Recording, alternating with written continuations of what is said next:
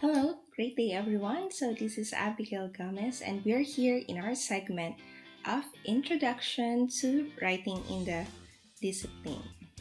So for this session, you are going to understand the what, why, who, when, where, and how in writing, and at the same time to reflect on how these questions will be applying to your own writing activities. So before we begin, just make sure that you subscribe in my YouTube channel and also to hit that notification bell so that you will be updated with all the videos that I'm going to present for this lesson.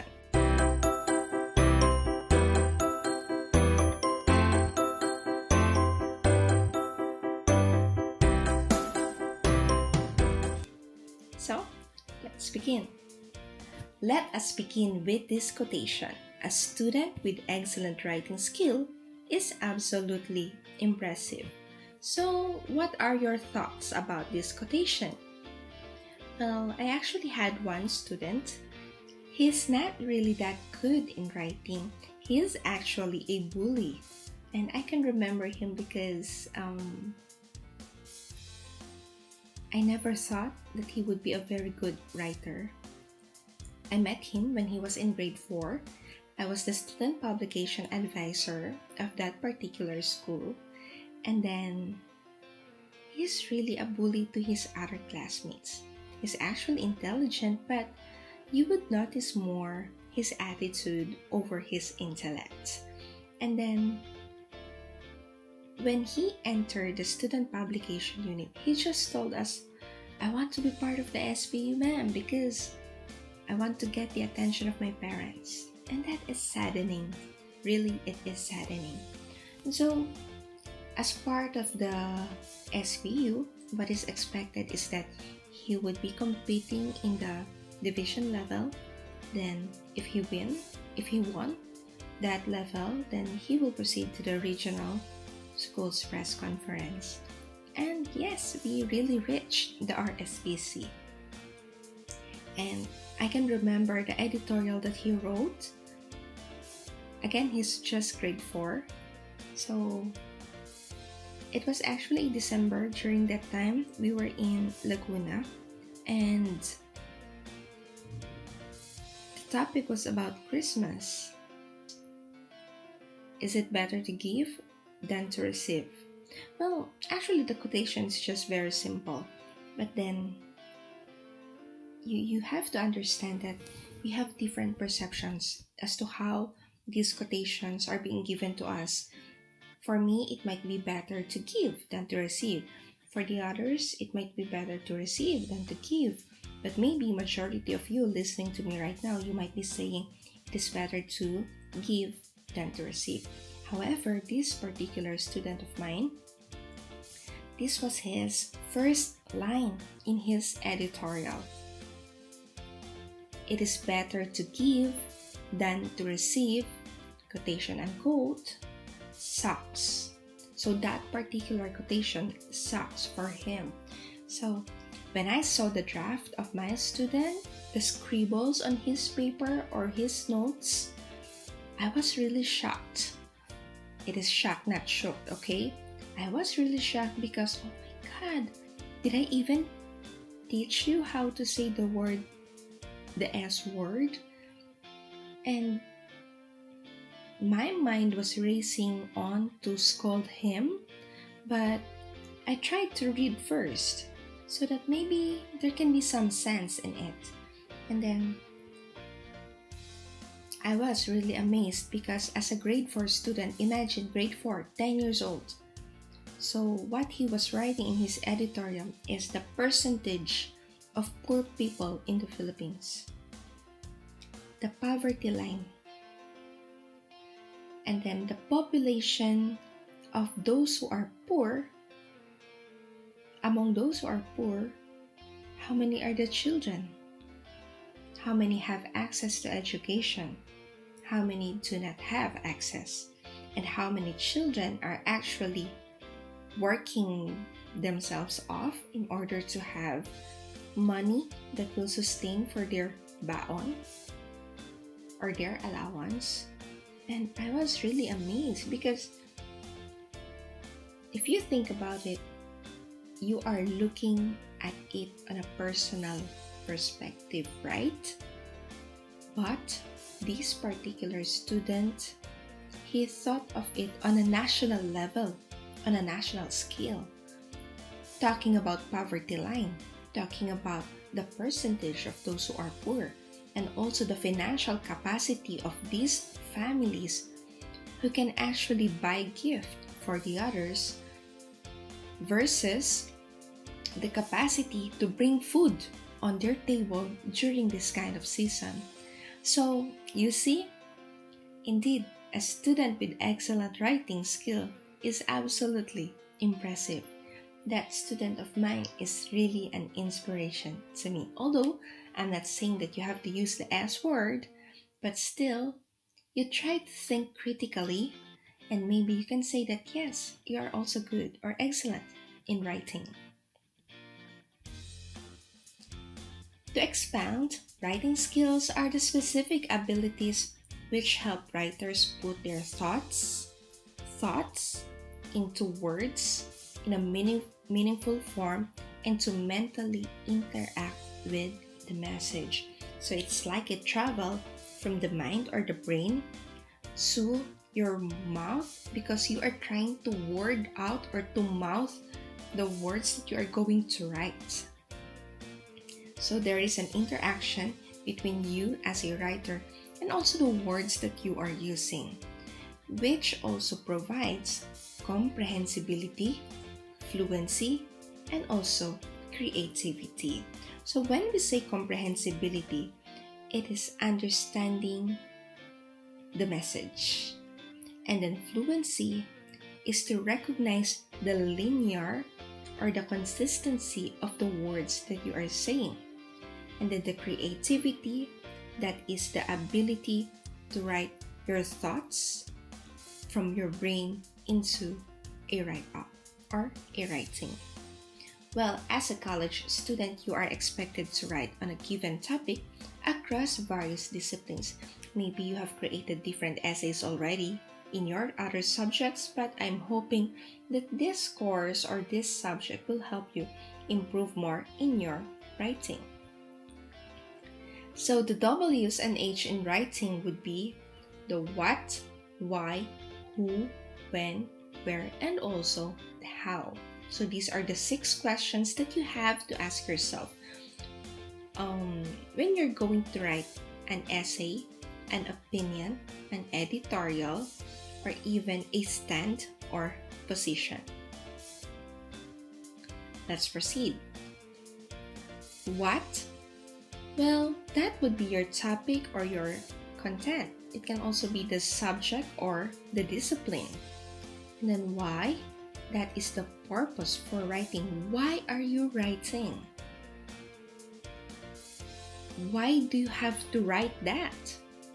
Is there a particular purpose for writing that? Next is who. Who would be your audience for that particular topic with that particular purpose? So the who targets different kinds of people. Are you going to talk to students? Are these students in the first year level or are they in the higher level? Or are you going to talk with professionals? Are these professionals consultants in their respective discipline? Are these professionals who are just starting with their career? Or are these professionals who are part of the law or the judiciary or part of the government agencies or even part of private organizations? The next is the question when. When is the best time for you to write? Well, as of now, I am talking at night around 11 p.m. because this is the best time for me to record my lectures because there are no other external noises, there are no vehicles passing by our house, so I can actually choose a particular best time for me to record my videos. How about you? When is the best time for you to write? The next is the question where. So where is your perfect location? Is it on your bed? Is it at the kitchen? Is it in your garden? Is it on the roof deck? So where? Or are you even going to Starbucks? Okay. And then at the same time, the platform for writing. Is it Facebook, Instagram? Is it on your blog? Or do you have your own website? Or do you have any other site where you can actually put your writing and all the others can see it? It can be a social media site, or if you want, is it on your diary? Is it on your notebook? Is it more of writing for a newspaper? Or are you just writing for yourself? So what is that platform? Can you identify where is that platform? Next is the question how. I think how is the hardest because your style is something that you create for yourself. The way you write your introduction, the way you break down your body, and the way you provide your conclusion, that now becomes your style. So I'm already feeding you some information. We have the major parts of an essay. That would be the IBC, intro, body, and conclusion. These are some of the reasons for writing. First, to improve your academic performance. Second, create and maintain a marketable image of yourself in the eyes of potential and current employers. Third, writing enhances personal and community relationships. Writing also makes a special contribution to the way people think. Remember, Filipinos are very much conscious when it comes to the image that they project to other people. Next, your writing contributes uniquely to the way we learn, and writing contributes to personal development. So these are some of the reasons why we are writing. Of course, except or aside from the fact that you are taking this course as part of your curriculum. And then how this would be the styles, formats, and attacks that I was talking a while ago. Well, different disciplines have different formats. So if we're going to create a thesis for science subjects, that would be a very different style. But if you create a thesis for social science research, well, that's also different.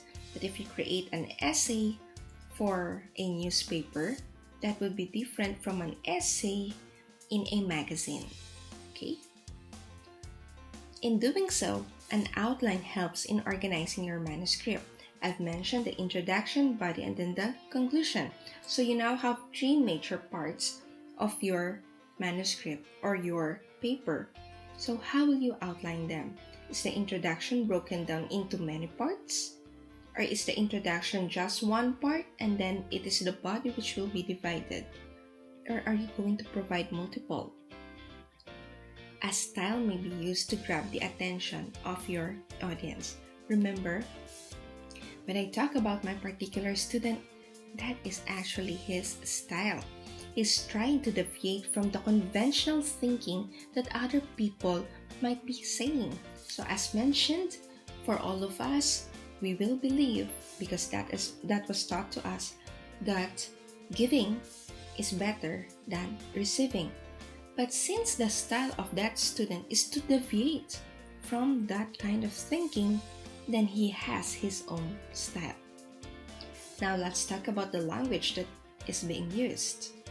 Well, it has a bearing. Are you going to use formal language or informal language?